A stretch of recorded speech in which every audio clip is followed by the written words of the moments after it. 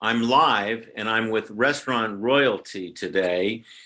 She's been involved in many facets of the restaurant business, most widely known for her work as a prolific writer and an editor. I'm with Ruth Reichl, and I'm a personal fan of her delicious blog, Le Brief. Is that correct? Did I pronounce that? Brief, yes. My French is not exactement. That was good. That was good.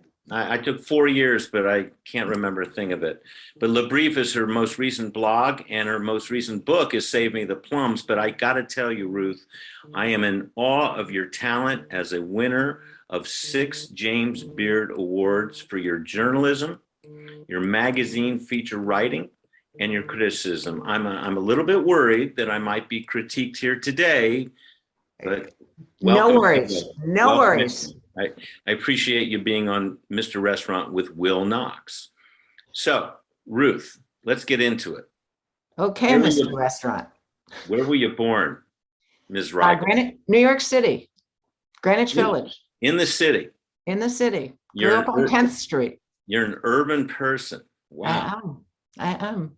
And what about your family? I'm going to get into this briefly, and that'll come back in later. Do you have a husband? I have a husband and a son. Okay. So now, how did you get your hankering for this world of food and restaurants? When did that first kind of come into your consciousness? Well, as I have written in my books, my mother was the world's worst cook. I mean, she really was. So the first chapter in my first book is about my mother inviting people to an engagement party for my brother and putting 26 of them in the hospital with food poisoning. Right. So I started, I pushed her away from the stove when I was very young. I mean, what was that menu? My mother's menu? Oh, read Tender at the Bone. It's in there. It's like, my mother had mental issues, but Don't we all? Come on. Compared to my mother, I feel enormously, very fortunately sane. We didn't have refrigeration to do the kind of party she was doing. She invited 150 people, and she got crab meat and, didn't have enough place to refrigerate it. So, she made the soup and put the crab meat in it. That wasn't really good. She was also very fond of doing things like making steak tartare with, bargain ground meat that she found at the supermarket. Down on Hester Street. Yeah. Well, no, around the corner, actually, at Christides. But you're going to be dropping a lot of names here today that I don't know and the audience doesn't know, but keep dropping them. Okay. But anyway, I started cooking when I was really young. And what happens when you cook when you're a little girl is that everybody thinks it's adorable. So even if it's terrible, people tell you what a great cook you are, and you keep cooking, and eventually you turn into a pretty good cook. On top of that, my dad and I used to explore the city on weekends. My dad loved to walk. And so, he took me up to Yorkville. My dad was German and didn't come to the States till he was 26. So he would go up to Yorkville to sort of, go home. Yorkville was German? Yorkville was the German part of New York. Yeah. There's very little of it left now. I think there are 2 shops still, 2 German shops. But in those days, it was really totally German. And you heard German on the street, and all the stores were German. And so I sort of saw that my father went home when he went up to Yorkville, that it was his way of going home. And then we expanded, and we would go to La Marqueta, the Puerto Rican market. And we'd go down to the Lower East Side, and we'd go to Little Italy. And so I sort of loved the food part of New York, and I loved sort of spending that time with my father. And my parents I was the child of a second marriage for both of them. And they were my dad was 50 when I was born, and my mom was 40. And they went out to eat a lot and they took me with them. I mean, they weren't sort of typical 50s parents.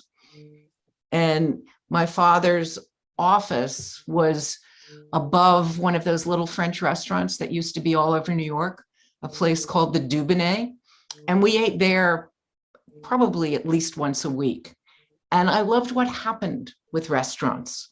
You know, my parents were happy. They didn't fight when we were in a restaurant. They relaxed.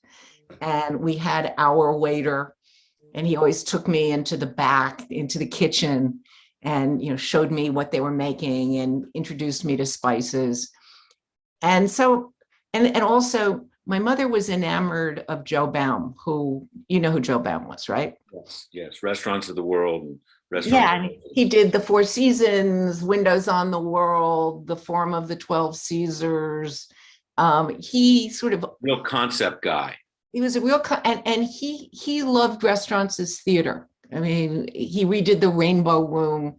And my mother was, for one reason or another, was really enthralled with him. And so we couldn't really afford to go to those restaurants. I mean, the Four Seasons restaurants. They were big time expensive restaurants, but we would go and have a drink.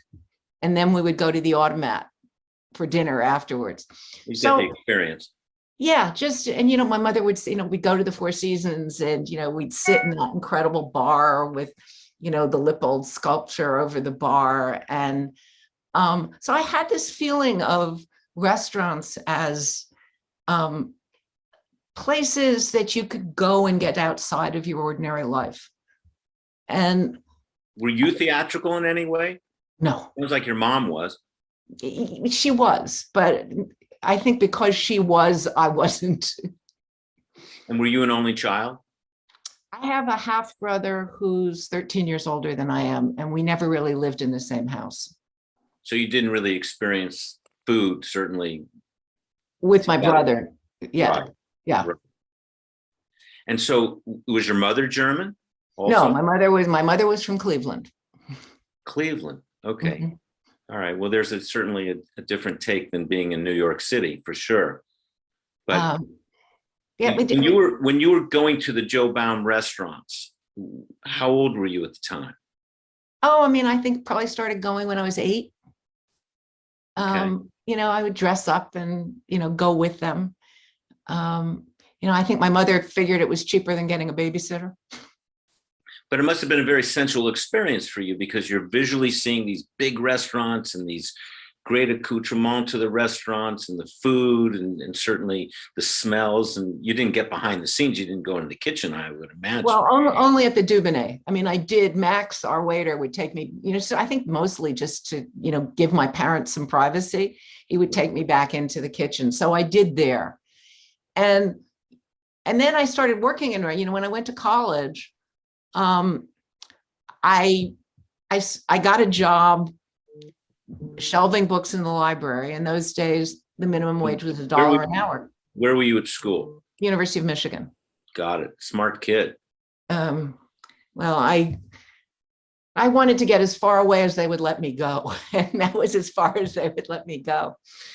But I got a job shelving books for $1 an hour. So I'd work 20 hours and take home $20.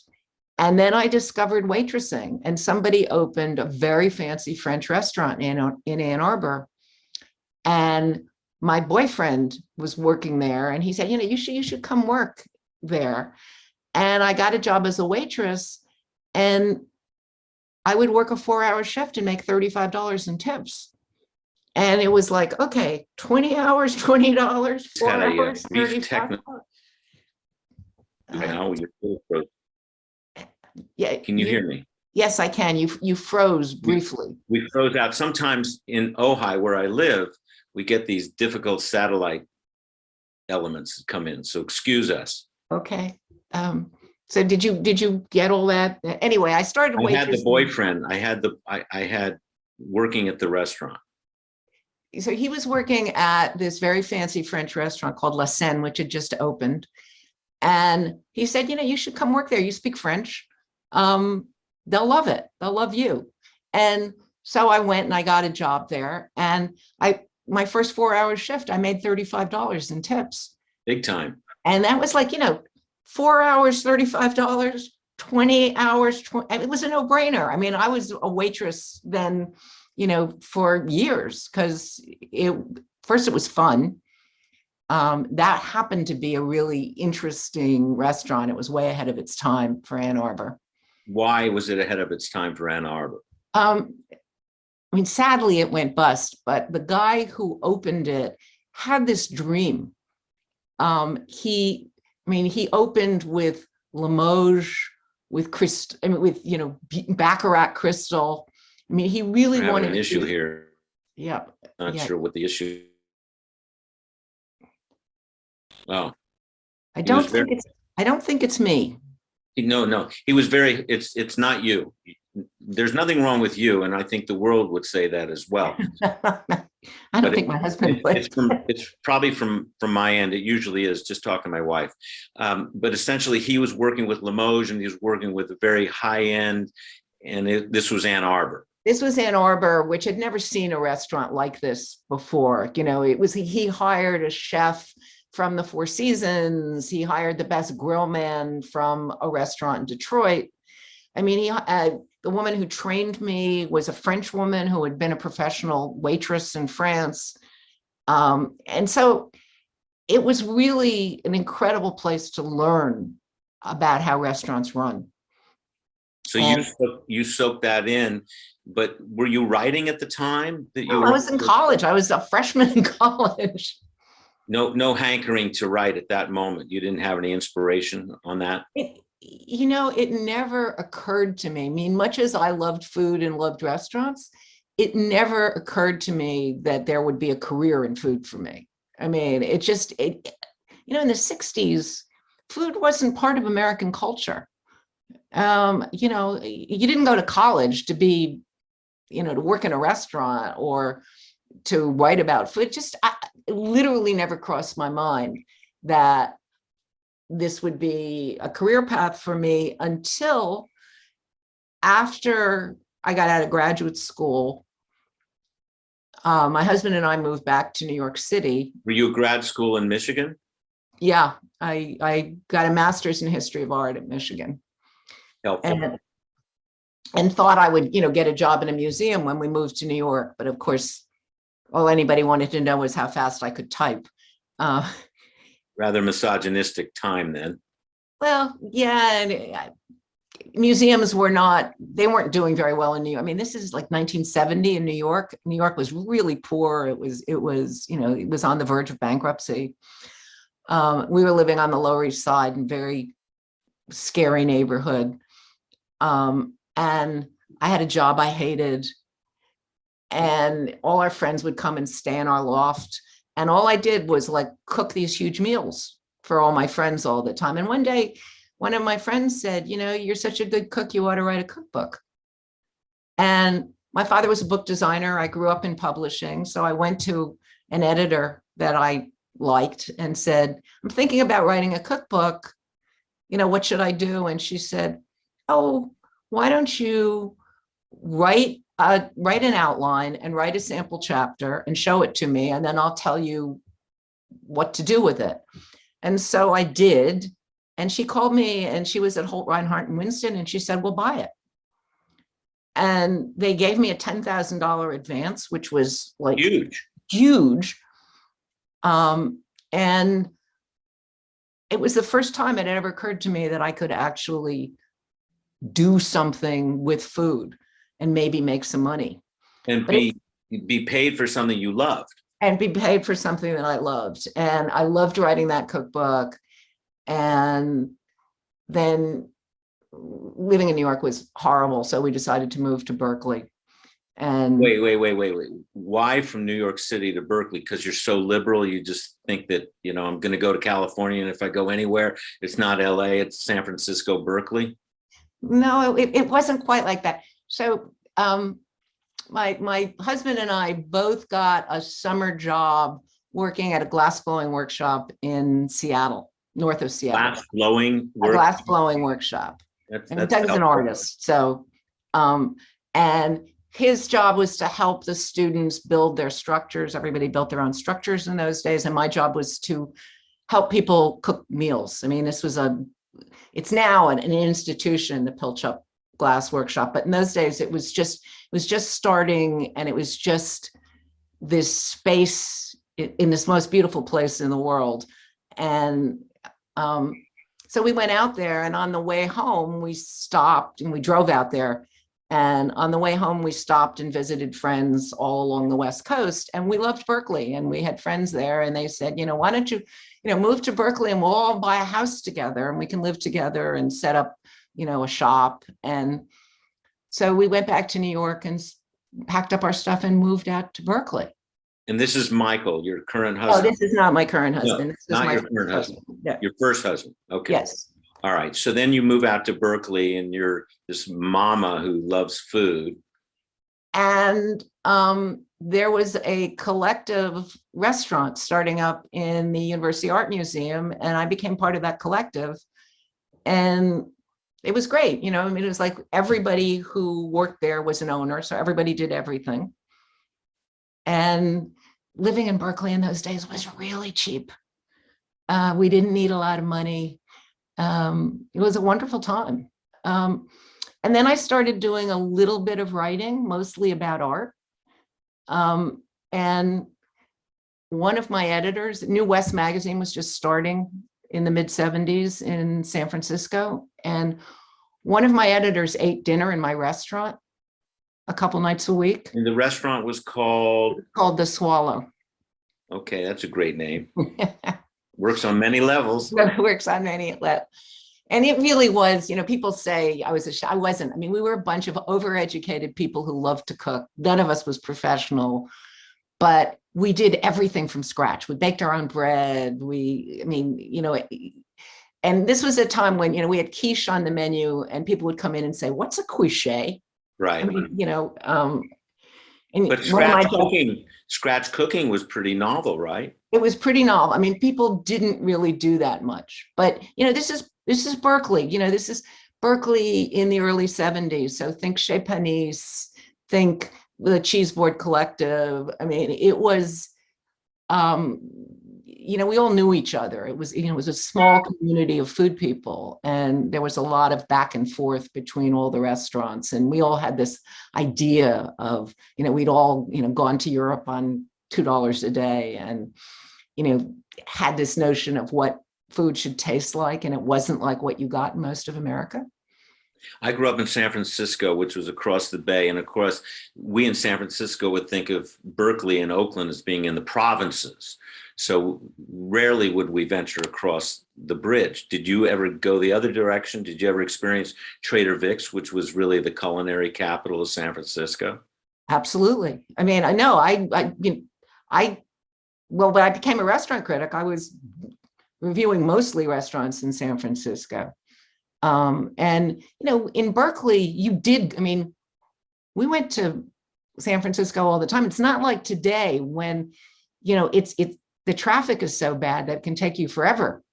Right. In those days, in 20 minutes, you were across the bridge.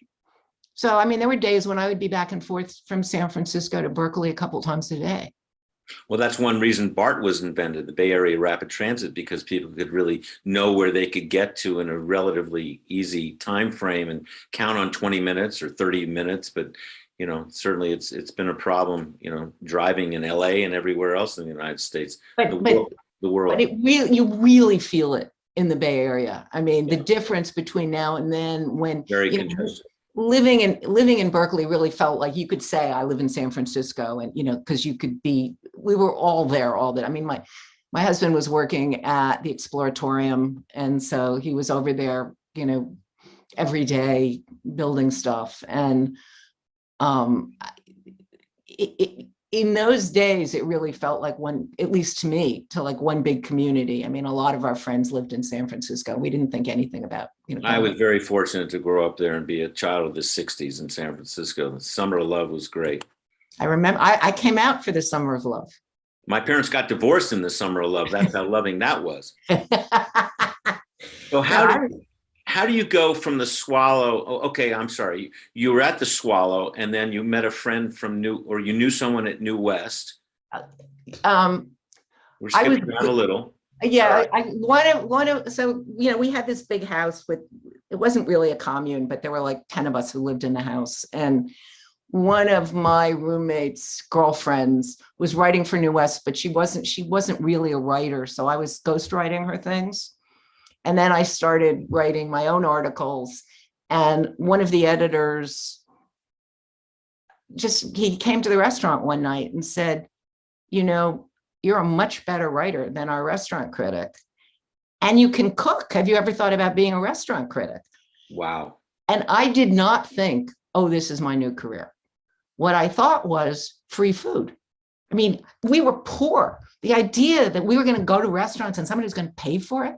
I mean, I went back to my house and said to all my roommates, we're going out to dinner. It was so exciting.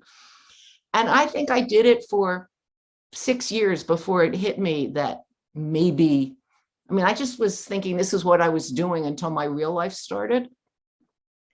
And, I don't think it was until the LA Times asked me to be their restaurant critic that it hit me that maybe this was my real life. Well, now, were you working at New West and California Magazine?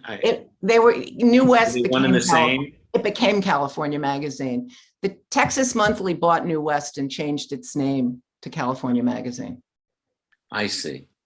So then you get into this world of beginning to write about food, but not thinking about criticism per se. Well, no, I was their restaurant critic. Okay, that was it. First, I was the restaurant critic for San Francisco. And then when Texas Monthly bought it, they only wanted one person for the whole state. So I was covering the whole state for California Magazine. But I was also writing big articles. Like, for instance, when Michael's opened in LA, I went to my editors and said, something really new is happening here. The chefs are all American. They're all college educated. They're all under 25, and they want to use American ingredients and have a wine list that's heavy in American wines. And that was such a revolutionary idea at the time that they said, go write that article. Did they send you to Santa Monica? I spent almost a year writing that, going back and forth between Berkeley and Santa Monica, because Michael kept not having enough money to open. So he would, say he was going to open in a month, and then everything would shut down while he went and found more money. And we were all the same age. Couldn't he sell some of the art that was on the walls? Now he could. He didn't. Now he could. He could have done it then too, but he didn't. And he knew he'd find the money, But, I spent so much time there that they forgot that I was a reporter. Now, did you have to go in any way incognito? No, in those days, it was so different in those days. There was this small group of us who really thought that American food should be better. There was no real line between the chefs and the critics. It was like we were all in it together. Our mission was make Americans care about food, make them see why restaurants are important, make them discover their own communities through food. It was a very different time than it is now. It didn't seem like it was a hierarchy. It seemed like you were all working for the same cause, which was to really make the public more aware of a better food experience. Yes, it felt you were part of a movement. We were part of a movement, and and so much so that when I went to Los Angeles, I went as the restaurant critic, and then they made me the food editor as well. And, today that would be ridiculous, the notion that you could, both. It was the biggest food section in the country. It was this huge food section. It was 60 pages every week. And now it's been reduced to nothing. It's coming back. It is. You have some advanced knowledge on that? I do. It's going to come back. Maybe we'll talk about that after the break. I'm told we're going to break shortly from Dr. D, who's hiding behind whatever he does, So the fact that you're a critic and an editor, that overlaps, because as a critic, don't you really have to be incognito? You do, but I'm fascinated by that. yeah, I mean, I felt like for me, everything changed when I went to New York. So like in LA, And work for the New York when I Times. went to the New York Times, it was suddenly very clear to me that I had to be incognito. I didn't feel that way in LA because I didn't feel like I had that much clout in LA. All right, we're going to explore this. We're going to take a break, and we're going to be right back with Ruth Reichl. I'm Will Knox, and you're listening to Mr. Restaurant. And you can upload me even on YouTube and see the beautiful Ruth Reichl and not so beautiful Will Knox. So we'll be right back after this break. Thank you, Ruth, for being here. My pleasure. It's a real pleasure.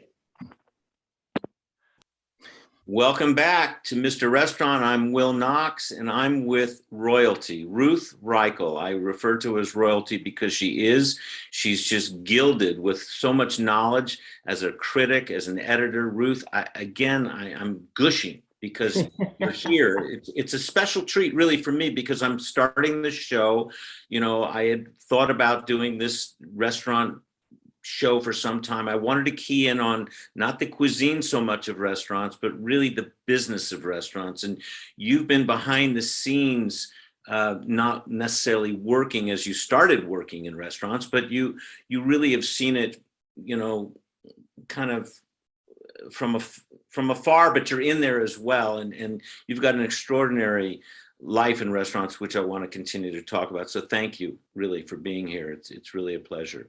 When we left off at the break, we were talking about LA and New York, and you were getting your feet wet primarily as an editor and a critic, and you were a hybrid, and you were discussing what it really means to be a critic. And that's really what I want to explore, right now. How did you gear up for that life? Because you have to be somewhat incognito, right? I've used that word, but you ever used disguises?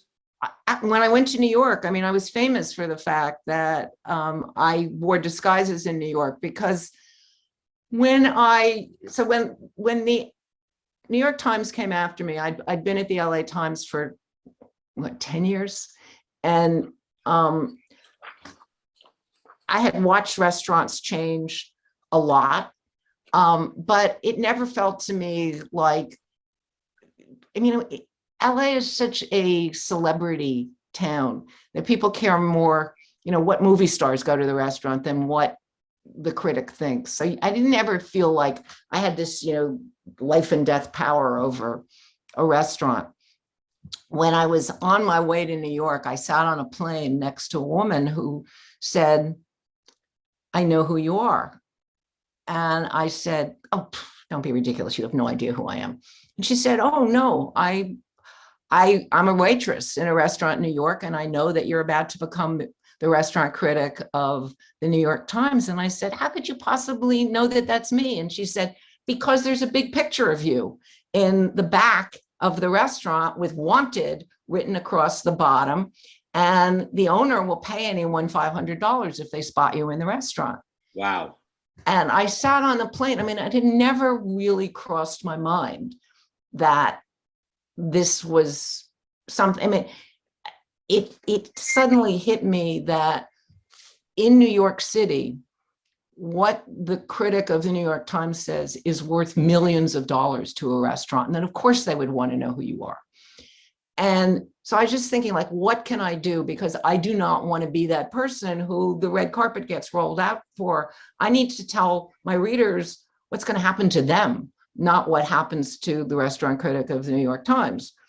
And so I got off the plane and I called my mother's best friend, who was an acting coach. And I said, "Where do I go to get a wig?" And Claudia said to me, No. You can't just get a wig. Come on, I'm coming over. So she came over and she said, "Who do you want to be?" And I said, "What do you mean?" She said, "If you were going to do this, do it." And I was like, "Well, what do you mean?" She said, "Who are you going to be?" So I pulled my mother-in-law out of the air. And I said, I wanted to be her. It's like a very modest, lovely Midwestern woman who came to New York, once a year to go to restaurants. And so she made me really figure out the entire backstory of this woman. I got a credit card in a fake name. She then, took me to a wig maker, took me to a makeup person. We did clothes, and I turned into a woman named Molly Hollis, who didn't in any way resemble me. And then Claudia and I went to Le Cirque with me as Molly, and we had the single worst experience you could have in a restaurant. I mean, is they didn't want these two old ladies there. We weren't chic. They kept pretending they didn't have a reservation for us. They kept us waiting for 45 minutes. They then seated us in the smoking section, although we'd asked to be a non-smoking. It was just a really horrible experience. And I went a few times. Inhospitable. Totally inhospitable. And then for the last visit, I called my nephew who was working on Wall Street, and I said, make a reservation for 2 at Le Cirque in your name, and we'll go. And I said, see if you can get an 8 o'clock reservation. And he called me back and said, no, I can only get 10 o'clock. And I said, well, let's go at 8 and see what happens. So the 2 of us go at 8, and it's in his name, which is not my name. Not Molly Hollis. It's not Molly Hollis, and it's not Ruth Reichl. And we're standing there, and all these people are grumbling about the fact that, they had a reservation at 7:30 and it's 8 o'clock and they haven't been seated yet. And there's this huge crowd milling around angrily because they haven't got their tables yet. And the owner, Sirio Macchioni, spots me. And of course, he's seen a picture of me. I'm not wearing a disguise this time. And he spots me, and he comes through the crowd, and he parts everybody, and he takes my hand and he leads me forward. And he says, the King of Spain is waiting in the bar, but your table is ready. Oh my gosh. Wow. And so Johnny and I sit down, and now we have this 4-top for just the 2 of us. And they're dancing around, and Sirio says, can we make you a meal? And we get champagne, and there's white truffles and black truffles and caviar. And I say to Johnny, oh yeah, I bet the King of Spain is waiting in the bar. And Johnny turns around and he goes, that is the King of Spain. He's here to open the Picasso show. I saw him on TV last night. You won up the King of Spain. I won up the King of Spain. And so I ended up writing the review just like that. This is what happens to Molly Hollis, and this is what happens to the critic of the New York Times. And the food was good both times. It wasn't like I had terrible food as Molly Hollis, but people don't go out to eat. They go out to be treated well. They go out to have a wonderful time. They don't go out to, be made to feel small. Well, you go out to eat also because you can't get that food at home. I mean, you can't get it prepared like that at home, for sure. You're not going to eat white truffles at home, particularly, I would think, most people. It's an experience. It's an experience. I mean, you go out for a lot of reasons, but at the point where they've humiliated you for an hour, it doesn't matter. They can give you manna from heaven, and it's not going to taste the same. I mean, it is a whole package. And I think I learned a lot of that from going to these restaurants with my mother, who was so taken with Joe Baum, who understood that restaurants are theater. They're not just food. Well, I think, Wolfgang Puck certainly brought that to the forefront when he opened Spago. And I must say, I was very fortunate. I did my very first restaurant real estate deal. I found Spago for Wolfgang, and people were just amazed at the casualness of the restaurant, but it was married with the food and the view, and the hospitality was great. And here was this young upstart chef, formerly from Ma Maison, which would have been a really local hang with an unlisted number. But he kind of, from the California standpoint, it seemed to have that experience of food, the experience of hospitality, because it was first rate. You could be, a movie star, 5-star movie star, or you could be, like Will Knox, and just walk in and be treated very nicely. I had a great table, I think, the first time I went in there, and they didn't But put me you in found the space. You weren't anonymous. Well, that's true. That's true. But nonetheless, I have found that, the greatest restaurants in the world are not necessarily the most expensive restaurants in the world. It's the way you're treated at that restaurant. You can go to Mel's Drive-In or a dive in Tribeca, and, they're cool and they're lovely and they treat you like you are royalty. Of course, you are royalty, but nonetheless, that to me is really what sets a restaurant apart, that experience. I totally agree. I mean, I'm actually very proud of when I reviewed Spago for, I guess it was California Magazine at that point. My last line was, "Go now. Someday you'll be proud to say you knew it when." It's like Yogi Berra saying nobody goes there anymore because it's too busy. Right. Yeah. All right, Ruth, we're going to break right now. Dr. D's giving me the high sign. We're going to come back and talk with royalty, Ruth Reichl. It is Reichl, right? It's not Reichl. It's Reichl. Reichl, because some would say Reichl. I say I don't care. It doesn't matter. I don't say it right either. I'm here with Ruth, who is my new best friend. She wrote that in my book, actually, when she saved me the plums, to my new best friend, Will Knox. Oh boy, that was really scintillating that you wrote that to me. I was touched. That was 3 years ago, just before COVID, when we met in Ojai, because Nancy Silverton was doing an event and you did a book signing there, and that's where you and I first met. Now we're here, back again. Now, only I'm not in Ojai. I wish I were. You're in upstate New York. I'm in upstate New York. I am. Well, that's not a bad place to be either. But we're going to talk more about your life and your times, again, with Ruth Reichl, and I'm Will Knox, in the room with Mr. Restaurant. We'll be right back. Very good. In 3, 2. How many more breaks? You've got 2 more. 2 more breaks. Correct. Ruth, Incorrect. Are we I'm taxing sorry. you? You've done No, 2. no, it's fine. Okay. We have 1 more break. I'm sorry. 1 more break. We have 1 more break. Okay, we're going to get through. We're Yeah. going to talk about Gourmet Magazine now. Okay. All right. 3, 2, 1. You're live. There's a lot to talk about with Ruth Reichl, and we're going to continue now with Mr. Restaurant. I'm Will Knox. Ruth, we were talking about the experience of being in a restaurant, but you had a really great experience for 10 years with Gourmet Magazine. Is that right? I did. It So was a what total happened? What happened when you left the New York Times, or were you wooed to Cy Newhouse and Connie Nast? I was wooed. I mean, I never crossed my mind. I mean, when they called me, I thought they were looking for a new restaurant critic. It never occurred to me that they were actually going to offer me the magazine. And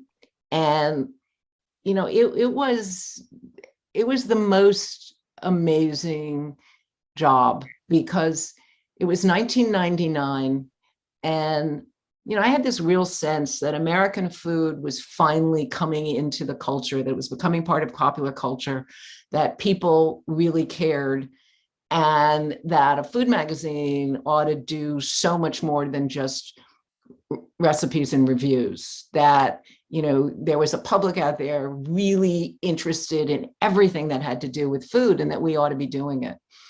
And I agreed to take the job so long as they would let me bring Lori Ochoa, who was married to Jonathan Gold, and Jonathan, to help me do it, because we had redone the LA Times food section together. They left LA and joined you in New York. I came to New York, and Big move. And all 3 of us had this vision of what an Epicurean magazine could be, and we were really fortunate that when we got there, the staff of that magazine was so passionate about food and so knowledgeable that when I said, what do you think we should be doing? Their vision was the same. We need to talk about what's happening on the land. We need to talk about what farmers are facing. We need to talk about, we have to go beyond Europe. I mean, one of the things that I really felt strongly about when I moved to New York from LA, LA was looking towards the Pacific, and New York was still looking to Europe.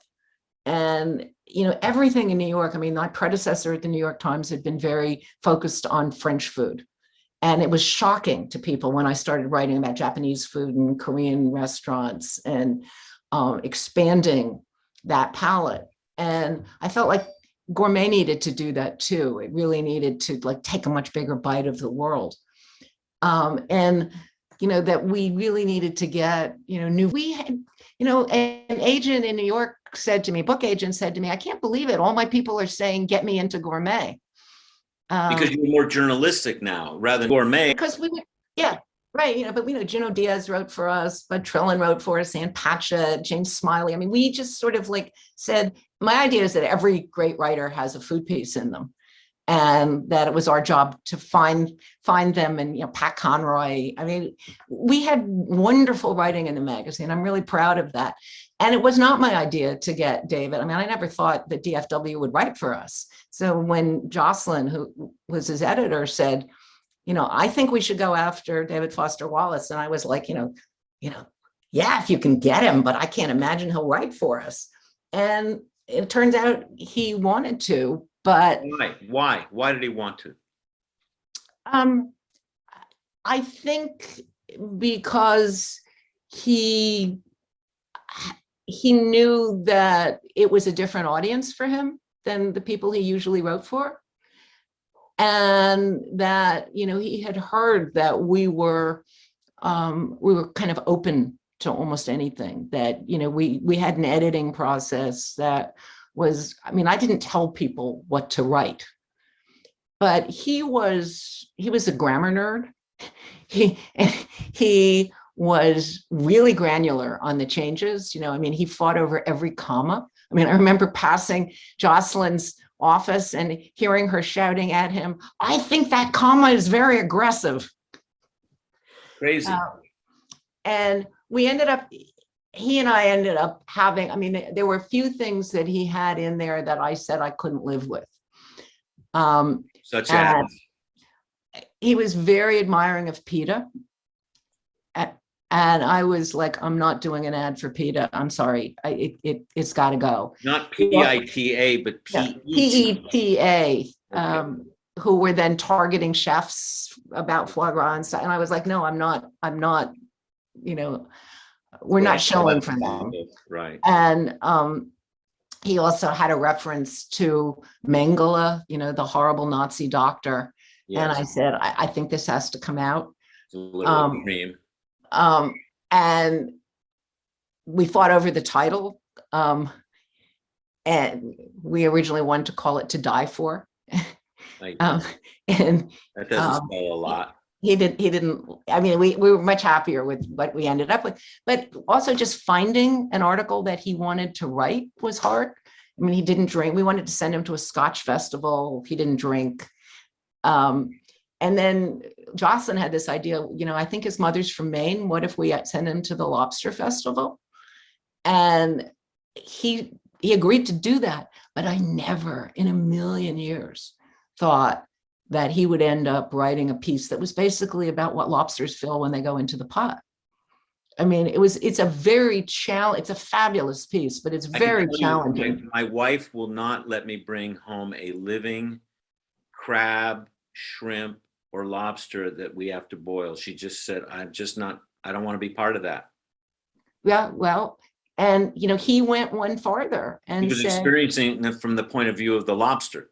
Yeah, I mean, he opens the piece by saying, when you walk into the Maine Lobster Festival, there's this huge lobster pot with hundreds of lobsters boiling, and you see it. And he said, it's as if you went to a barbecue festival and they drove the cattle into an arena and you watched them slaughter them.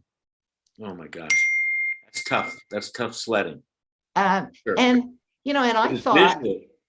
It's very visual, and the piece is like he challenges you, and he says, is it proper for us to kill sentient beings just for our gustatory pleasure? And I thought, and he said, I doubt very much, he wrote this, I very much doubt that the readers of Gourmet want to read this in their culinary monthly. And I was reading it and I thought, you're damn right they don't, you know. And I thought that thousands of people would write in and say, cancel my subscription. I don't buy Gourmet for this. And in fact, the opposite happened. What we got were hundreds and hundreds and hundreds of letters thanking us and saying, you know, it's the most thoughtful piece they'd ever read in a food publication. And, you know, a few people said, you know, if you have a lifetime subscription, I'll buy it, because any magazine that gives us this kind of food for thought, I want to support. So you really elevated the magazine from an Epicurean experience to much more of a journalistic one. Well, and, you know, it was very much, you know, Not muckraking. Thanks to David Foster Wallace, you know, we started being really fearless. You know, if they could take that, they could take anything. So, you know, we started writing, you know, we did some muckraking stuff too. I mean, we wrote about, you know, the tomato workers in Immokalee, Florida, who were virtual slaves. And we wrote about that. You know, another thing that, you know, Gourmet would never have challenged, they wouldn't have tackled that before we got there. But, you know, I think people want to know that those tomatoes that they were buying in the supermarket were, you know, being picked by people who were being chained into the places that they lived. So you're working in this new corporate milieu, which, of course, with the LA Times, New York Times, those are pretty corporate places too. Not like Condé Nast. Right. So tell me about that, working with Cy Newhouse. Was it restrictive? Did you feel like you were going to lose your personal soul to a corporate entity? Condé Nast was not corporate in that way. I mean, Cy Newhouse was a strange man, no question. But why? He was awkward. He was a billionaire. He was used to getting his own way on everything. But he genuinely believed that if you gave people a quality publication, they would pay for it. And his way of operating was, he let you do what you did. I mean, there was very little overseeing of you. I mean, you went in and showed the honchos, the magazine, when it was too late for them to change anything. It was already on press when you showed them what you were doing. I mean, it was an extraordinary amount of freedom. And, you know, his modus operandi was, you know, do the best that you can. And at some point I'll fire you because I don't like it. And I always thought, you know, someday I'm going to get fired, but as long as I've got this freedom, I better take it. So they didn't bring you in prior. They absolutely gave you free reign, and just, Ruth, you go with your team, you go out and do the best you can do. And yeah, I mean, I had, James Truman was the editorial director, and I had to show him the book, but it wasn't like he read everything. I would just show him, we're doing this, you know. I don't think anybody will ever have that kind of freedom again. I was talking to Graydon Carter last week about it, and we were both saying, you know, there will never be another institution like the old Condé Nast. He's got a great publication out now called Mail. Is that right? I think it's Airmail. Airmail. Yeah. I'm getting the high sign from Dr. D that we got a break in about 2 minutes, but ostensibly you had a wonderful experience, but then what happened? Did it just cease after 10 years, or did you get a sense that Gourmet was going to be sold? Or I never thought that they would close Gourmet, but they closed it. They didn't say, we're going to do a new direction, Ruth, you're gone. No, they closed it. They closed it. Just like overnight. I mean, you know, I found out when everybody else did. Literally overnight. Yeah, literally overnight. It was like I was on tour for the second Gourmet cookbook, and I was told to come back to New York on a weekend.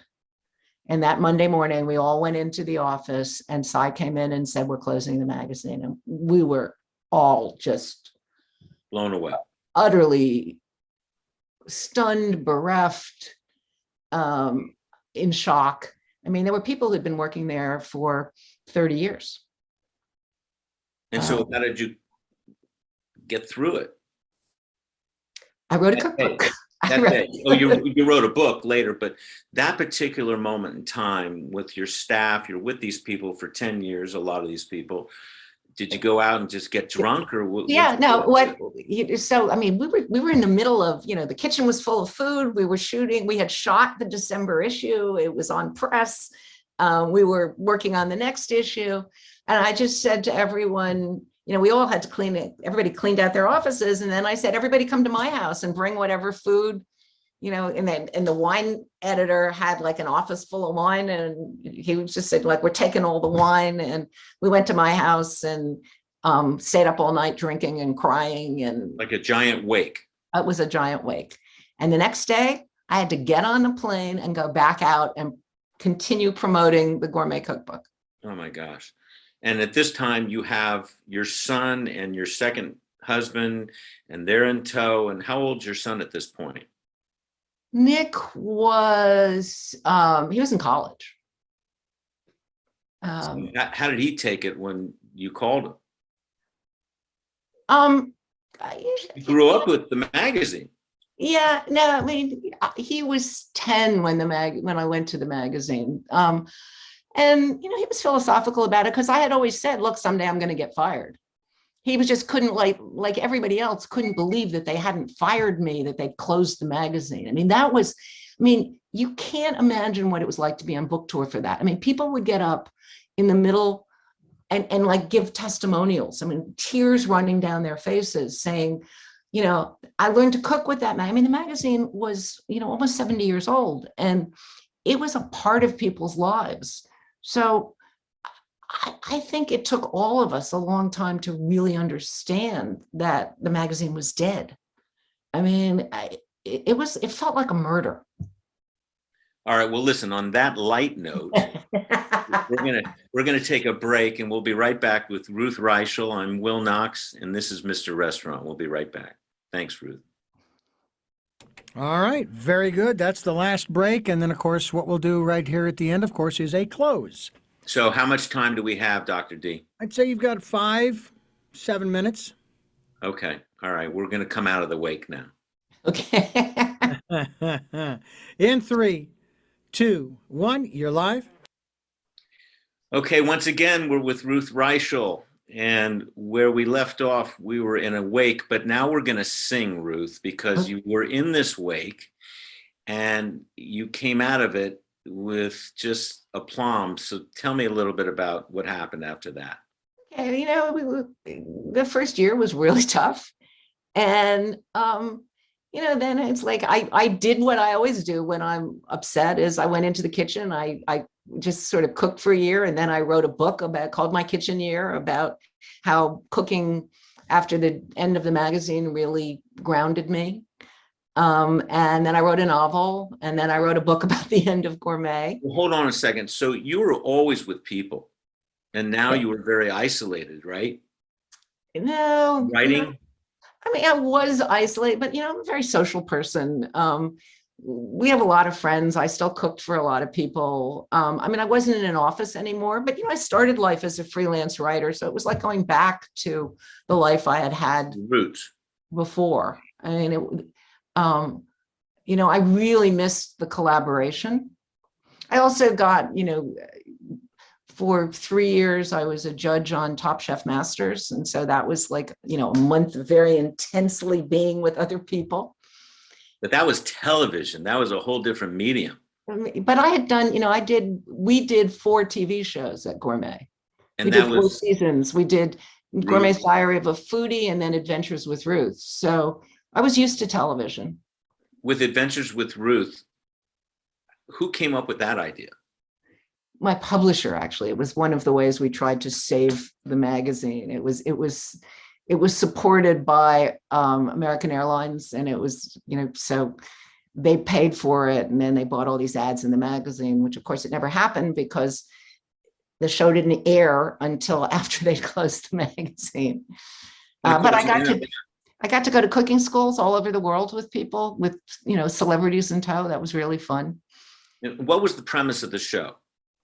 Adventures with Ruth? Yes. It was like I would go to a cooking school and learn some kind of cooking. Like, I went to Laos, I went to Vietnam, I went to Brazil, I went to Venice, and went with a great baker, and I went with Fran McDormand to Blackberry Farm. And Oh my gosh, is that before Fran was Fran, or was it just as Fran was becoming Fran? no, she had already Frances done McDormand. she had already done Fargo. I mean, so she Got it. she'd already, and she is great. That episode is wonderful because she's so funny, and she just made fun of me the whole time. She seems like a very understated person, She is very understated, very direct, but probably very opinionated. Yes. very opinionated, and great fun. And she happens to live around the corner from me in New York. So, I would run into her at Fairway.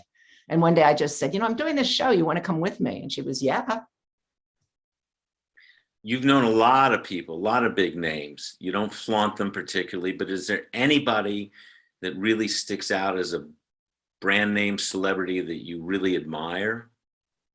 Well, Wolf is one of them. I've spent a lot of time with Wolf, and I think there's nobody like him. I mean, if you want to look at the history of what happened in food in the last 50 years, he was like ahead of all of us. Another I would one. say one thing about Wolfgang Puck. You see him always still to this day working the restaurants. Absolutely. He's a hardworking guy. He is a hardworking guy. He's a great manager. He's a terrific cook. He takes lemons and makes them into lemonade like nobody I've ever seen. Is that instinctive? Yeah, I mean, I think he's a genius. I mean, I think he's literally a genius. I'll tell you another person I really admire in the restaurant business is Dan Barber. I mean, I think he has the most interesting food mind of anybody out there today. I mean, he's That's always Blue Hill Farms. yeah, Stone Barns, Blue Hill at Stone Barns. And he's always 3 steps ahead of the rest of us. Nancy Silverton. Do you feel that whole quality of the Dan Barbers and the Wolfgang Pucks, that's innate, that they have that certain talent? I mean, Barber was in LA for a while, if I recall. Yeah, he worked for Nancy until she fired him.